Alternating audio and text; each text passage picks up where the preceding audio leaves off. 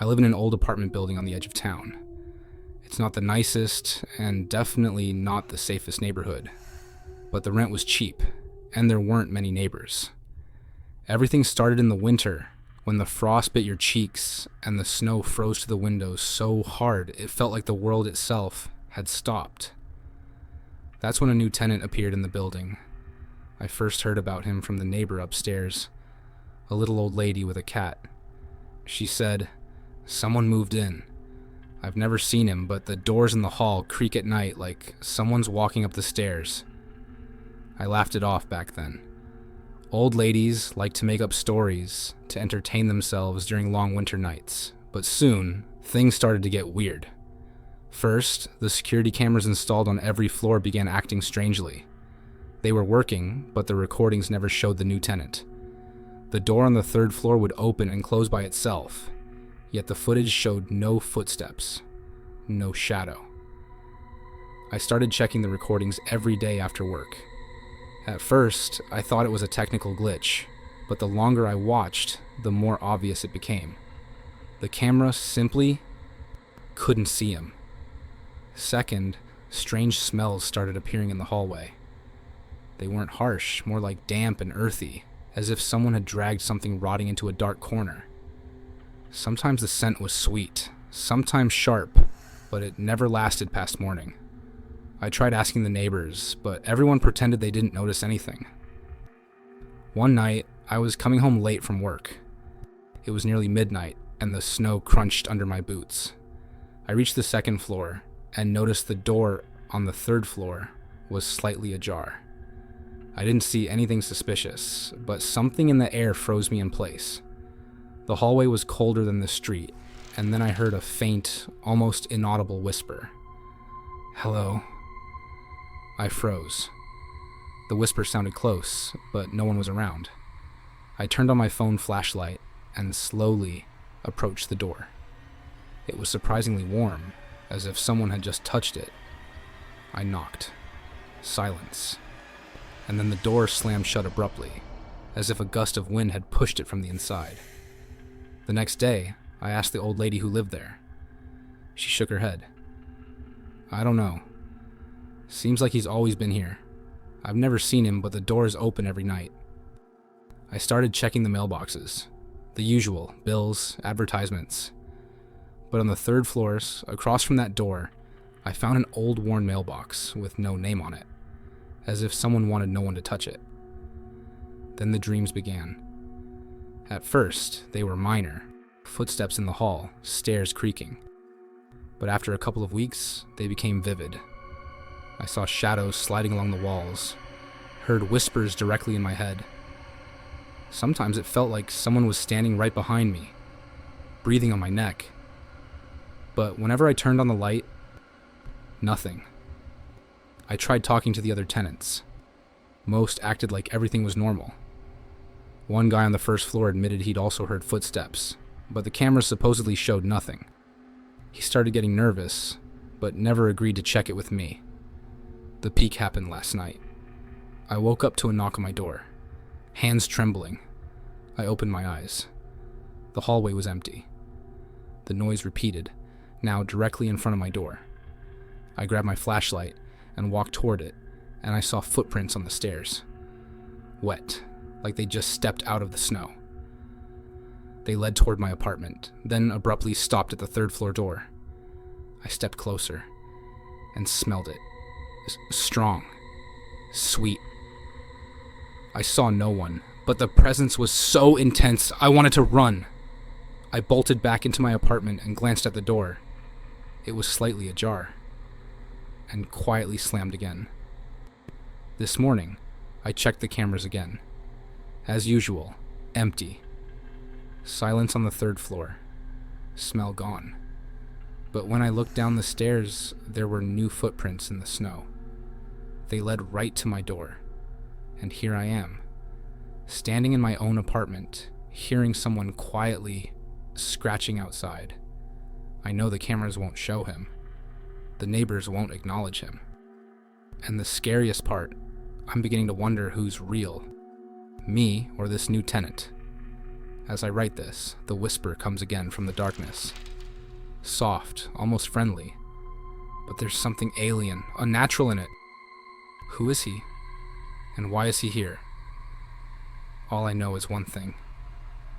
He's not leaving. And I'm starting to think, soon I might stop being visible to the cameras too. And maybe to the world.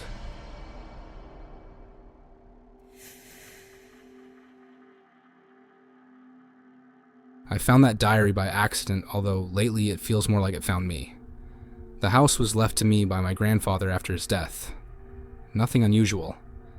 An old private house on the outskirts of town, built sometime in the 1980s. Wooden floors, creaking stairs, and a damp smell that never really goes away, no matter the season. My grandfather lived there alone, and after the funeral I couldn't bring myself to change anything. It felt like I would be erasing his presence.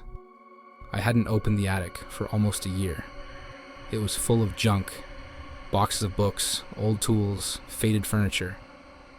But that evening it started raining heavily, and water began dripping from the ceiling in the hallway. I had no choice but to go upstairs.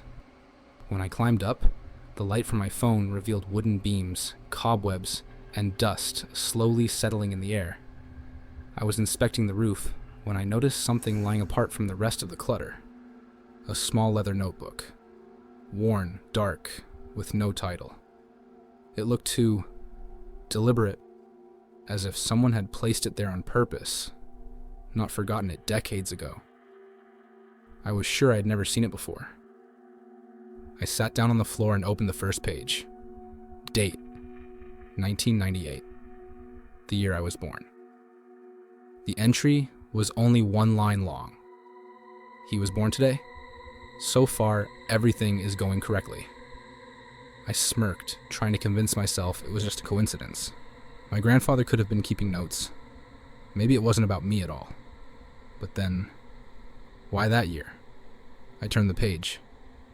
2001. He cries a lot at night. Reacts to sounds. As a child, I really did sleep poorly.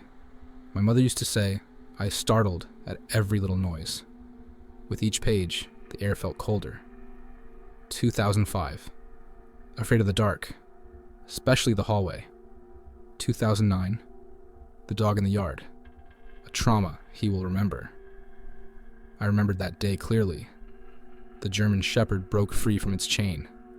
I still have the scar on my leg. Then came entries about school, my failed attempts to make friends, the constant feeling of being out of place. 2013, he starts locking his bedroom door at night. I really did, for no clear reason. When I reached the entry about my father's death, I had to stop. The date was exact, and the sentence the doctor said to my mother in the hospital hallway was written word for word. I had never told anyone about that. My hands were shaking. I sat in the attic, listening to the rain hitting the roof, like someone knocking slowly and patiently. 2016. He feels like he's being watched. For now, he isn't. I closed the diary. That line scared me more than all the others. Not because it was true, but because of the words "for now." I went back downstairs and shut the attic hatch. I told myself it was a prank, someone's sick imagination. But that night, I barely slept. It felt like the house was listening. The next day, I went back up. I didn't want to, but I knew that if I didn't keep reading, it would only get worse. The last entries were recent. 2024. He lives in his grandfather's house. He is alone. Yesterday, he noticed the diary. That means there isn't much time left. My chest tightened. The next page was dated today. He is reading this and trying to find a logical explanation. I turned around instinctively, even though I knew the attic was empty.